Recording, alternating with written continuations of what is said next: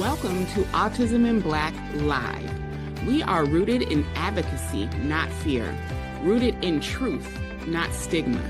Here, we center Black autistic voices, uplift Black families, and build spaces that are affirming, unapologetic, and full of joy.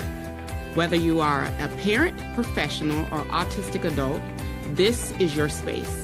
Together, we break down barriers and build up community. So grab your seat at the table. We're just getting started.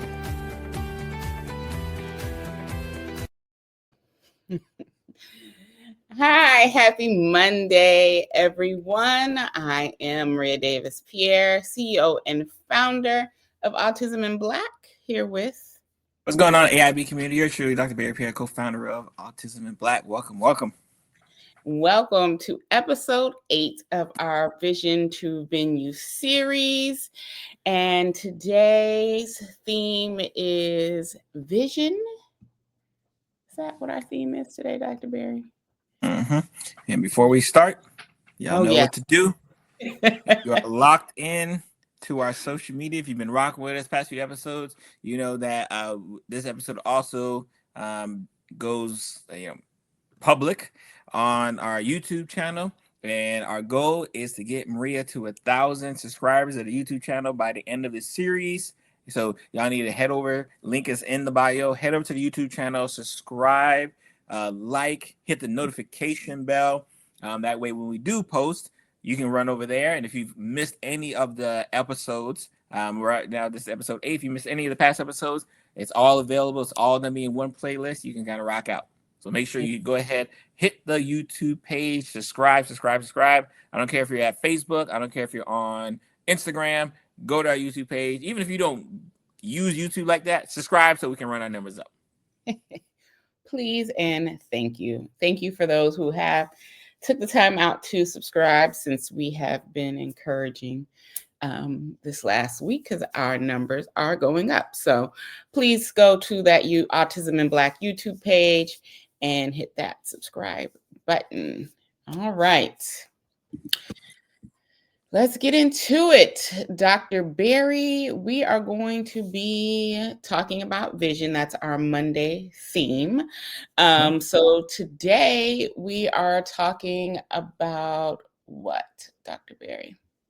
I think, especially when we think about vision and kind of, as we go into year 6 of the conference, but obviously year 8 of the org, really start honing in on who we do this for. And because you can't do anything unless you have the end result in mind. You can't serve anyone unless you have that person who you want to serve. And over these 8 years, that has been a very keen mission focus of ours.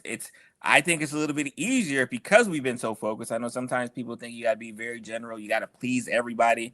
And sometimes you can't please everyone, right? But if you recognize the audience you need to please, makes things a lot easier.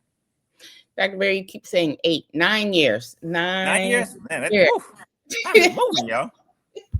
9 years. Be 10 next year. So yes. But you're right. Let's really talk about who we serve. I think a lot of times things get confused because our name is so in your face, which, we enjoy.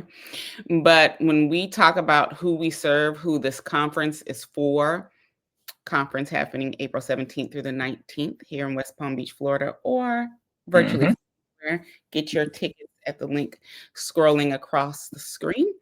But when we're talking about that, we're talking about how we serve and center Black autistic individuals, whether that is children or adults. All of our content is going to be centering those individuals. And of course, we serve those individuals. But in addition to that, any parent or caregiver that's raising a Black autistic child, educators, healthcare professionals, advocates, those in the professional space who works with our community, we serve you. we want to bridge that gap so that you do less harm to our community. Um, let's see. Yeah, those are the individuals. When I look at it, I was writing, looking at my list, y'all. So yes. Yeah, and I think it's one of those things where when you have the mission theme and the mission focus, it Mhm. becomes easier to kind of decide how do you do that. And a lot of times, especially when I talk to entrepreneurs who are, in the start of their journey and, they want to do more, they want to help more, they want to help try to build a community. A lot of times they run into difficulty because they don't know how they want to serve the people. But importantly, they also don't know who they want to serve. So I think once you kind of understand like who we want to serve, the how becomes a little bit easier. When we first started out, Maria was doing webinars. She still speaks. I say doing, she's still doing it, but like as far as the starting of it, it was webinars. It was speaking, and it was more of, hey, I need to talk to the individual.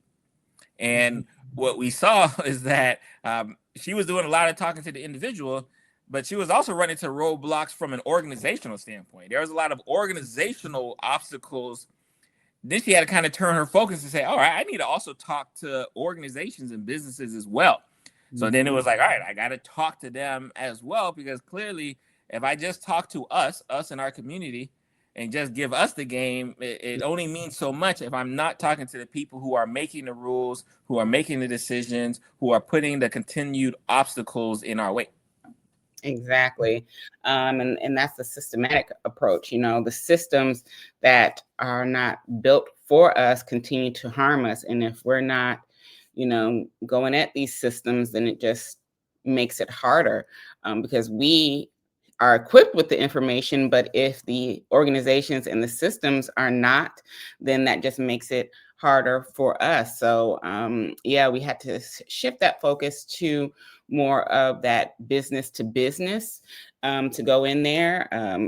It's the reason why my whole dissertation is focused on educators in the educational system, because I know what it's like firsthand to have my children IEPs not be adhered to, for the IEP team to come to the table and not understand intersectionality, for middle schools to not know how to or want to communicate with the parent.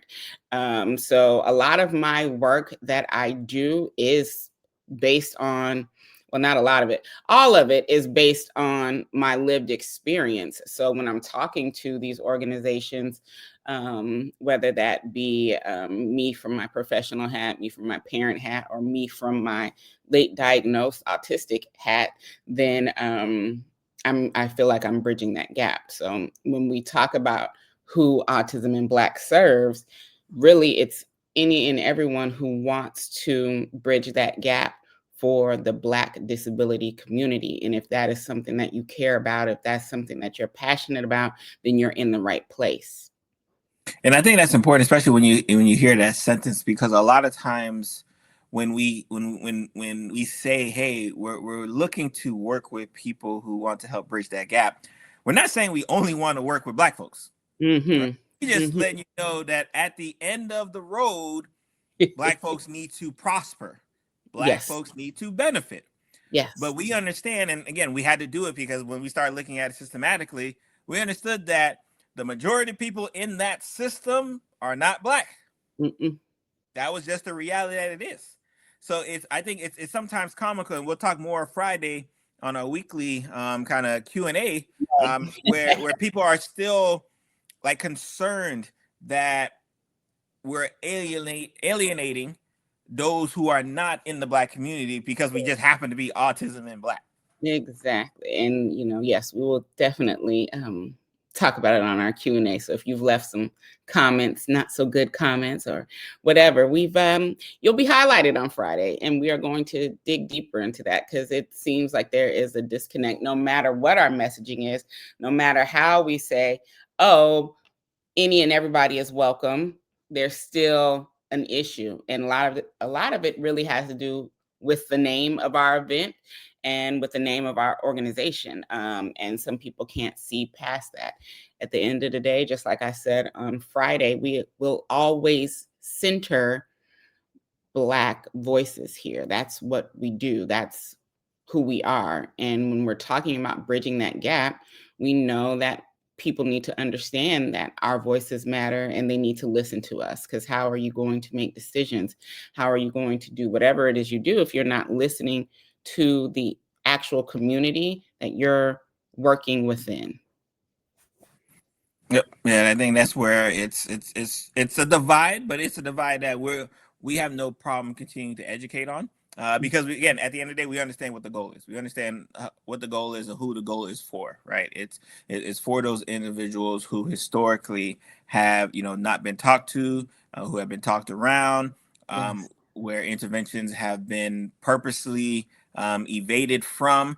We understand that, right? And we understand that when we do turn around and start looking at systems, we understand that these are systems that's been around for decades, and are not going to change after one season or after one training session or after one keynote speak. We understand that, like that's the fortunate role that we have took it upon ourselves to take, and that's why it's such a beautiful, adventure, like I like to call it, right? In our pursuit of making sure that everyone is educated in the autism in Black way, because we have a community who needs it, of parents, of individuals, of children, educators, organizations. We have a lot of people who need the end result to be different, because the status quo, unfortunately, has not done us well, and we can't just continue to allow things to just kind of happen as normal. Exactly. So, and at the end of the day, we really do understand that, not everybody is going to be Autism in Black's audience, and you may find your place elsewhere. So be it. Go on, go prosper. And that's really not exclusionary, it's alignment. If we don't align with you, that's fine. Those who do align with us, those who do rock with us, we're pouring into you with all that we have, and we appreciate you all. So, yeah, that's who we serve. Mm-hmm. Mhm. We make sure we don't leave nothing out. Yep. Yeah, no, I think that's a like I said, I think that's a good starting point for the week, especially as we continue to build and grow, as we continue to answer questions, which we will for the next few months, of who this organization, but more importantly, who this conference, which is happening when April 17th to the 19th. Link is Please. where? Link is where? autismblack.org/links, or just go to autismblack.org. Link is right there as well too. Register for the conference. Get your tickets. If you're coming to South Florida, West Palm Beach, Florida, get your tickets, get your hotel. All the link is on that registration page. If you're checking with us on the virtual front, link is there as well. Like it's the same link, so you'll have the option to choose. And like I said, we are very, very excited for another conference. It's going to be amazing, as it continues to be amazing, because we understand that the community that we serve is amazing, right? So when you're serving an amazing community, everything you literally do for that community, as long as you're doing it right, will be amazing. Exactly. Dr. Barry, speaking a word right there at the end of today's show. We have an amazing week in store for this Vision to Venue series, excuse me. So tomorrow we're talking about operations. So make sure that you are here at 6 p.m. Eastern Standard Time tomorrow for operations, and the rest of the week we'll, touching on marketing, people that are help make this conference, and then our Q&A. So if you are leaving comments on any of our socials, we're looking at that, taking all of the questions, and we will have an answer to them on Friday. But like Dr. Barry says, make sure you are subscribing to our YouTube channel, Autism in Black YouTube channel. and going to get your tickets to join us April 17th through the 19th. We can't say it enough. April 17th through the 19th, here in person in West Palm Beach, or virtually from anywhere you like. There are different ticket structures, which I'm sure we'll touch on this week as well, to tell you about what you get with each different ticket level. But make sure you are tuned in to our socials. Thank you all for your support. And until tomorrow, Tuesday, when we talk about operations at 6 p.m. Eastern, enjoy your Monday evening. Great start to the week, and we'll see you tomorrow. Yeah, tomorrow, y'all.